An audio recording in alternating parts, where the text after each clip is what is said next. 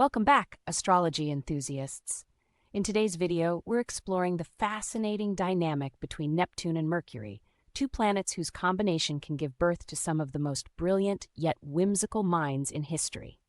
This combination offers intellectual depth, but it also opens the door to Faddism, perversity, and even crankiness.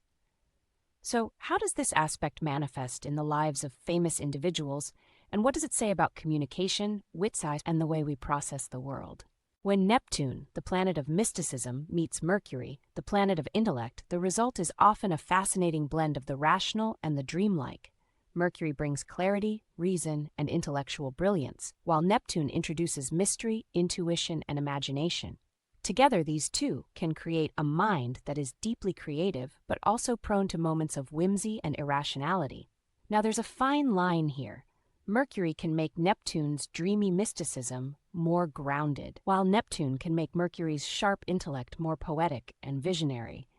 But when their energies aren't balanced, it can lead to crankiness, faddism, and ideas divorced from common sense. Let's dive into some real-life examples of how this dynamic plays out. Gladstone, one of the greatest political figures of the 19th century, had Mercury in semi-sextile to Neptune. This aspect gave him the eloquence and political adroitness that made him an outstanding orator and parliamentarian. But even in his brilliance, he sometimes leaned into idealism over practicality. Similarly, Thomas Edison, with a stronger version of this aspect, became one of the most successful inventors in history.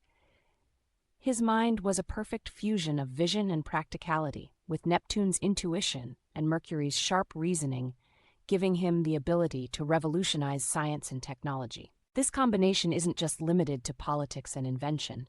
In the world of literature, Petrarch had Mercury square to Neptune, which gave him a passionate and eloquent writing style. His poetic genius was unmatched, yet there was always an element of romantic idealism in his works. Dante, too, had Mercury sextile Neptune, blending intellectual rigor with mystical insight, creating works that were as intellectually profound as they were spiritually enlightening. On the other hand, Coleridge, with a semi-sextile, was famous for his thought-provoking table talk, mixing wit and mysticism into captivating conversations. But let's not forget, Mercury is also the trickster, and Neptune is the master of masquerade. Together, they often create whimsical, perverse, or even deceptive tendencies. Byron, who had Mercury square Neptune, experienced these darker aspects of the combination. This alignment brought out his sharp, cynical wit, but also made him prone to moments of bitter cynicism that tainted his poetry. Similarly, Balzac, with Mercury in opposition to Neptune, had a brilliant mind, but his work was often clouded by self-doubt and a sense of disillusionment. He was able to capture the complexity of human nature, but this aspect pushed him into a darker, more cynical view of the world. Mercury trine Neptune, more harmonious blend of intellect and imagination, as seen with Oscar Wilde and George Bernard Shaw. Both had this aspect, and their wit and humor became legendary. Their ability to mix intellectual commentary with sharp humor made them two of the greatest playwrights of their time. On the flip side, we have Bandsworth, whose Mercury trine Neptune gave him charm, but also led to his unscrupulous nature and eventual downfall. Without the grounding influence of other planets, this aspect can sometimes turn into empty charm and superficiality. In certain cases, the conjunction of Mercury and Neptune can point to deep spiritual or intellectual pursuits.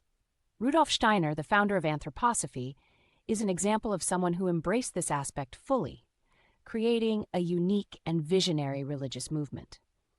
But even here, we see that without other grounding influences, the Neptune-Mercury conjunction can sometimes lead to faddism or intellectual acuteness without real substance. In conclusion, the combination of Neptune and Mercury can create some of the most brilliant, witty, and visionary individuals, yet it can also lead to a lack of common sense, whimsicality, and faddism.